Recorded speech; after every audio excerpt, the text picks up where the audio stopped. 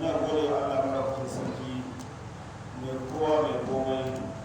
yin yadda ya so a san da ya so yayin da ya so da wanda ya so da Allah ya tara mu a wannan masallaci na wani ɗan zarga rahimahullah wanda ya gafarta masa wanda ya saka musu da kai maksudin wannan taruwa ta mu yi shi da dan gabatar da tafsirin alƙur'ani a cikin watan Ramadan yau alhamdulillah kwana ɗaya 27 muna gabatarwa a yau ne za mu rufe sai kuma Allah ya kai mu ko bayan sallah wasu lokuta ko kuma sai Allah ya kai mu Allah ya